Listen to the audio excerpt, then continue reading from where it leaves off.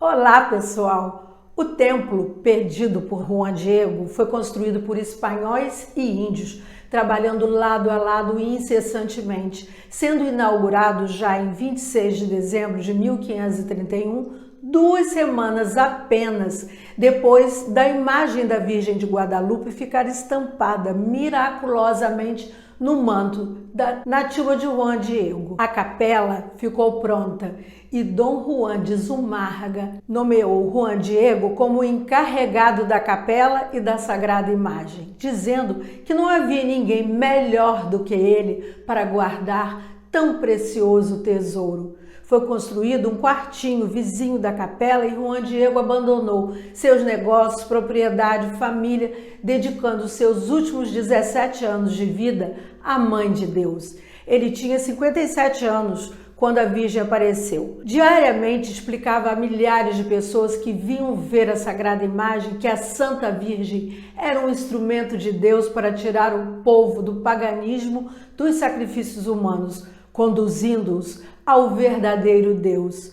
Os nativos abraçaram com fervor a fé cristã e pediram o batismo. Nos 7 anos seguintes, mais ou menos 8 milhões de astecas se converteram ao cristianismo. Vimos nas aparições as questões da fé. Agora vamos ver as questões da ciência. Em Guadalupe temos a fé e a ciência de mãos dadas, os mistérios do manto sagrado e os seus simbolismos. A Terra Celestial. Na Bíblia, as manifestações de Deus também se realizam em montanhas e montes e transfiguram a natureza. A experiência de Moisés no Monte Sinai é marcada por trovões, relâmpagos e nuvens. Vento forte, terremoto, fogo e brisa marcam a passagem de Deus pelo Monte Horebe no tempo do profeta Elias. Sol, luz, brilho, nuvem e sombra são os sinais da transfiguração de Jesus no Monte Tabor. Quando Deus se manifesta, resplandece de forma antecipada a beleza da nova criação que Cristo prometeu. Em Guadalupe, o cenário expressou antecipadamente os sinais dos novos céus e da nova terra. Juan Diego soube reconhecer isso no Monte Tepeyac, por meio de flores, cânticos de pássaros, luzes, brilhos e cores. A Virgem Maria foi transformando a colina do México em paraíso. Rosto mestiço. A Virgem aparece com um rosto mestiço e de uma forma interna e sóbria dá reconhecimento a uma população nova que surge na região, os mexicanos, desprezados tanto por índios quanto por espanhóis. O rosto da Virgem sintetiza muitos povos: o sangue ibérico, o africano, o asteca, o oriental e o extremo oriental. Seu nariz é reto, é perfeito, sua boca proporcional. Seu lábio inferior está surpreendentemente na dobra do tecido, proporcionando um sorriso leve e cheio de ternura. Lá no México, a chamam carinhosamente de La Morenita. O cabelo. Para os povos indígenas, quando uma mulher era casada, deveria fazer uma trança especial com os cabelos e puxá-los para os lados, os enrolando. A imagem da Virgem de Guadalupe tem um cabelo repartido no meio e bem penteado, o que significa virgindade. Mais que o sol e a lua, a Virgem Maria aparece colocada na frente do sol, representado pelos seus raios, que contornam toda a sua pessoa. Isso indica que ela é maior que o Deus Sol dos astecas. Nossa Senhora vem com o verdadeiro sol da justiça, Cristo, em seu ventre imaculado. Ela aparece apoiando o seu corpo à maneira indígena no centro da lua. Segundo a mentalidade indígena, a expressão México significa no umbigo da lua, representando assim que ela está pousada sobre o centro ou no umbigo da lua. Entre nuvens. A imagem da Virgem, cercada por nuvens, indica a manifestação divina de sua figura. Tanto para os europeus como para os indígenas, ela é uma imagem que aparece entre nuvens no céu, indicando que vem de um lugar desconhecido por todos. Vestes de rainha. Todo o manto azul da Virgem está enfeitado com estrelas douradas, representando que ela é maior do que as estrelas que eles adoravam. É um azul noturno, por esse motivo, tem as estrelas douradas. Essa cor era usada pela realeza, visto que somente o imperador azteca podia usar essa cor. As estrelas não estão dispostas aleatoriamente. Os pesquisadores se dedicaram a verificar o sentido do posicionamento das estrelas douradas e constataram que elas correspondem à abóbada celeste na noite de 12 de dezembro de 1531. A túnica rosa com tons marrons representa a terra, pois contém desenhos que representavam montanhas de água. A túnica é um tipo de roupa que as mexicanas não usavam, até os pés, como usam as mulheres árabes, palestinas e judias durante o inverno. O vestido é enfeitado com arabescos, que lembram mais a um brocado de padrão europeu, muito frequente na Idade Média e no Renascimento. A única diferença é que as flores e folhas desenhadas no brocado representam a flora mexicana. A gravidez. O cinto negro que está acima do seu ventre indica que ela está grávida, porque as mulheres lá usavam para indicar gravidez um enfeite semelhante. Na altura do ventre se encontra uma flor de 4 pétalas, um jasmim.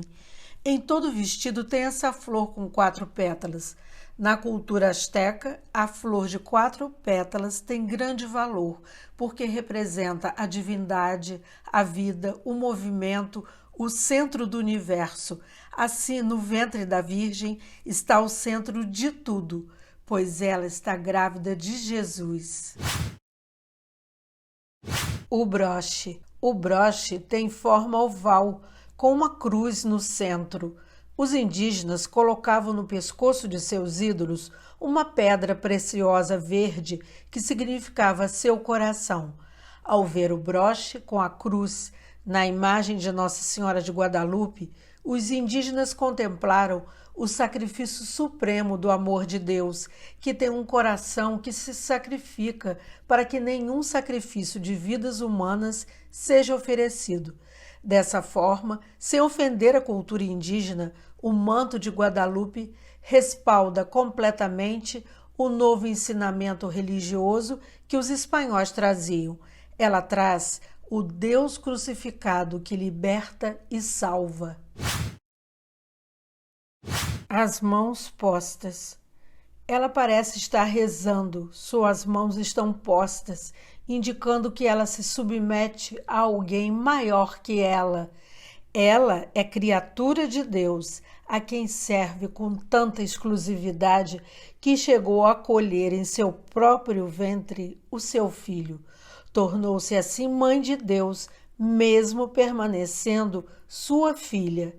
Ela está adorando o fruto do seu ventre, Jesus. Agora vamos aos mistérios. A imagem na túnica do índio foi impressa milagrosamente. É uma obra sobrenatural ou é uma pintura feita por mãos humanas? Os indígenas, na época da aparição, acreditavam que a imagem de Nossa Senhora foi pintada pelo próprio Deus. No intuito de responder a essas perguntas, muitos pintores, especialistas em pintura, em comissão, fizeram estudos para examinar atentamente as imagens para esta finalidade, mas nenhum até hoje conseguiu explicar como uma imagem tão bela e tão perfeita pode ter sido pintada sobre uma superfície tão rústica não existindo nenhum fundo preparatório para a pintura, mas nenhum até hoje conseguiu explicar como uma imagem tão bela e tão perfeita pode ter sido pintada sobre uma superfície tão rústica, não existindo nenhum fundo preparatório para a pintura, nenhuma base extremamente necessária no caso de um tecido tosco e ralo, com separação entre as fibras, como era o do manto do índio Juan Diego. Examinada por muitos cientistas e químicos famosos, atestaram que nas fibras não existem corantes vegetais nem animais, nem minerais, nem corantes sintéticos conhecidos. Não se descobriu até hoje a origem da cor, nem a forma como a imagem foi pintada. Cientistas da NASA fotografaram o manto com raios infravermelhos. Chegaram às seguintes conclusões. Não existe pintura na imagem da Virgem de Guadalupe. Não houve preparação do fundo, nem existe qualquer rabisco ou traço de esboço embaixo. Não existem marcas de pincel ou algum outro instrumento. Nem existem correções ou superposição de cores. Nenhum verniz foi aplicado por cima para proteger contra as intempéries. A imagem é, em muitas partes, semelhante a uma fotografia. Depois de 490 anos completados hoje, dia 12 de dezembro de 2021, não existe descoloração nem trinca na figura original em parte alguma do manto, feito do agave, uma planta que, por não conter conservantes, deveria ter se deteriorado já há centenas de anos. Os mistérios nos olhos da Virgem. O diâmetro real das córneas na imagem é de 7 a 8 milímetros. Em 1929, um fotógrafo analisou uma fotografia em preto e branco da cabeça da imagem e viu algo inesperado. Encontrou a imagem de um busto humano dentro do olho de Nossa Senhora. Depois de muito examinar, constatou que lá estava representada a imagem de um homem de barba. A surpresa foi grande. Depois, um desenhista, quando observando a fotografia da cabeça da imagem com uma lupa, percebeu o homem de barba no olho direito da Virgem. Em 1956, um cirurgião oftálmico mexicano examinou os olhos da Virgem e, na ocasião, estava presente o fotógrafo que primeiro identificou o busto. O oftalmologista observou atentamente por meio de uma lupa e identificou claramente um busto humano na córnea de cada um dos olhos da imagem. Dias depois, veio com um oftalmoscópio e examinou a pupila do olho da Virgem.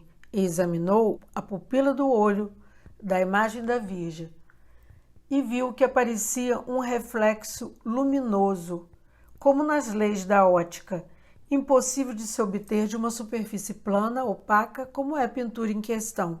Os olhos da Virgem dão a impressão de serem vivos. Eles foram incapazes de dizer como essas imagens se formaram nos olhos da Virgem, pois não seria possível pintar com tamanha perfeição anatômica e microscópica. Lançando um feixe de luz no olho direito da imagem, constatou surpreso que o olho tem profundidade, que a íris brilha e parece viva.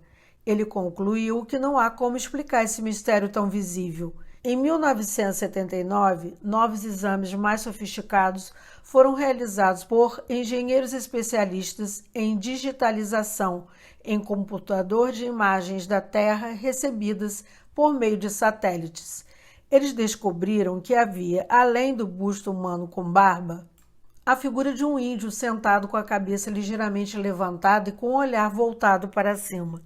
Em 1982, os computadores do Centro Científico da IBM do México foram oferecendo novas informações sobre os olhos da Virgem. Atrás da figura do Juan Diego havia uma mulher negra que tentava ver a cena por cima dos ombros dele. Isso causou um certo desconforto, pois não havia relato que houvesse negros no México no século XVI.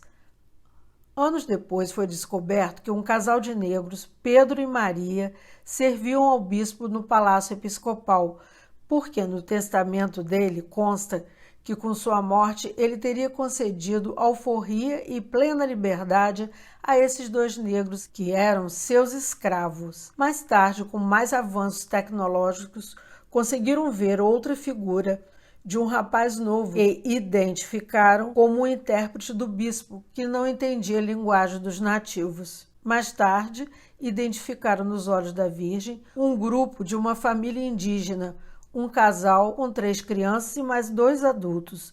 Ao todo, são 13 pessoas existentes nos olhos da Virgem de Guadalupe. Diante do diâmetro das córneas na imagem da Virgem ser de 7 a 8 milímetros, mesmo com a tecnologia atual seria impossível pintar imagens com estas dimensões com a precisão e detalhes que aparecem nas figuras resgatadas pelos computadores e muito menos no tecido tosco e ralo que constituiu o manto. A conclusão de todos é que não existe explicação natural, é um fato sobrenatural. Em uma reunião do padre da equipe que toma conta do santuário com vários cientistas, um deles disse visivelmente emocionado: "Eu sou ateu e queria continuar ateu, mas não posso, porque nesses olhos vi as figuras humanas refletidas que ninguém neste mundo poderia ter feito. Por isso, padre, por causa dessas figuras dos olhos da Virgem, eu quero pedir ao Senhor que me batize e me dê a comunhão." O atentado. Em 14 de novembro de 1921, um sujeito chamado Luciano Pérez entrou na Basílica de Nossa Senhora de Guadalupe com um grande ramalhete de flores e o colocou no altar-mor, a poucos metros do manto original de Juan Diego. Em seguida, saiu tranquilamente da igreja. Poucos minutos depois, acontece uma grande explosão.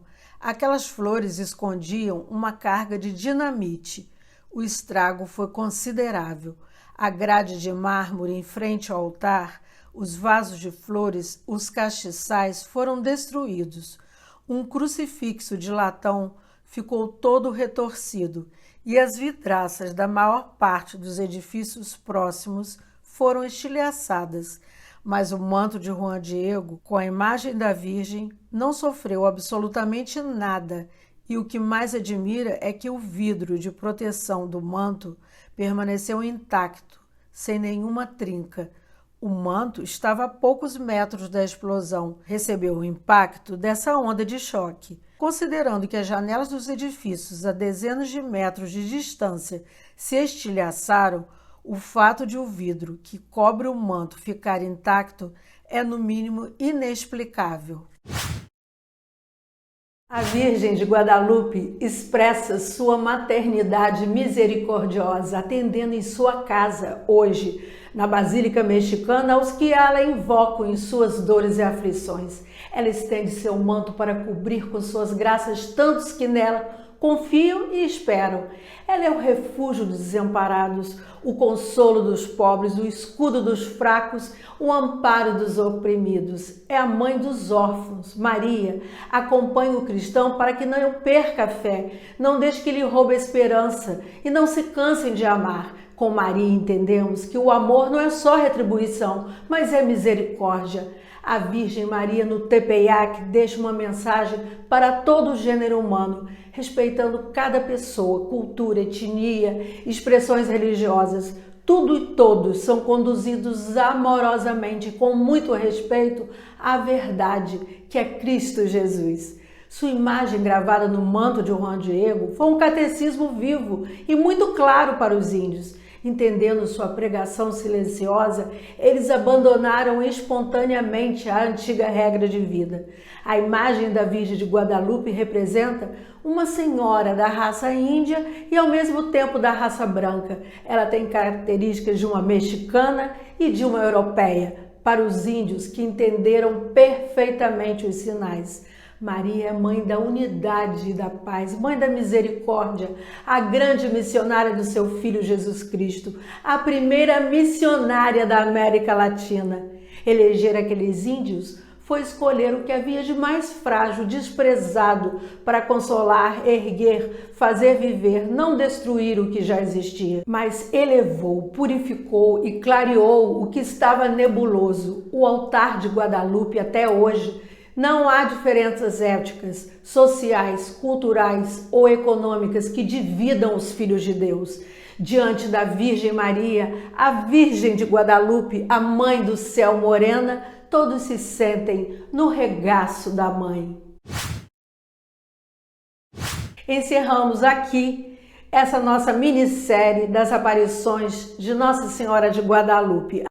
Amanhã voltaremos com os relatos da beata Ana Catarina Emerick sobre a Sagrada Família de Jesus. Não esqueça de se inscrever, compartilhar, curtir e comentar. Vamos rezar e amar.